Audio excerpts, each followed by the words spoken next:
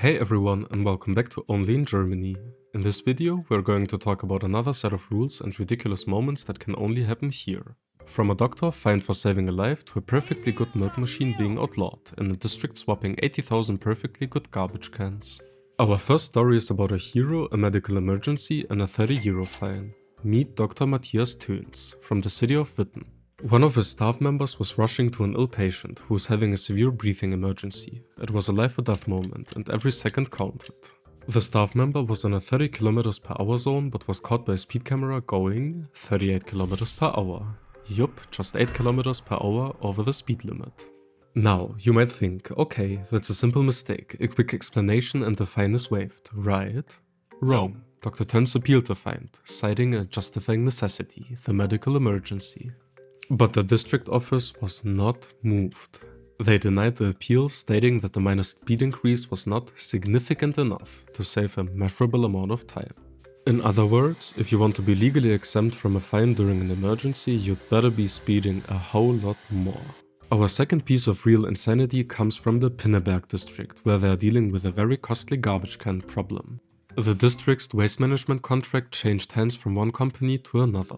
The new company, AMG, won the contract, but did not want to buy the 80,000 perfectly good yellow garbage cans from the old company. The two companies couldn't agree on a price, and so, according to the new contract, AMG must now provide brand new cans to all 80,000 households. You heard that right.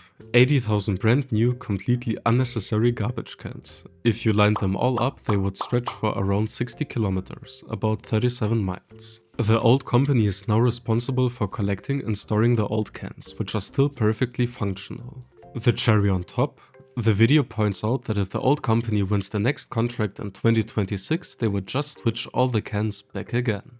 Sustainable? Not exactly. Finally, let's talk about a milk dispenser.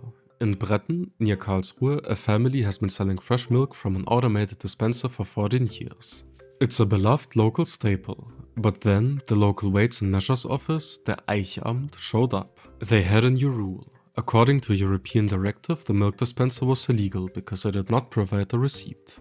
Because of this, the family was no longer allowed to use their machine. To comply with the new regulation, the family would need to spend a whopping 15,000 € on a new machine, just for a receipt printer.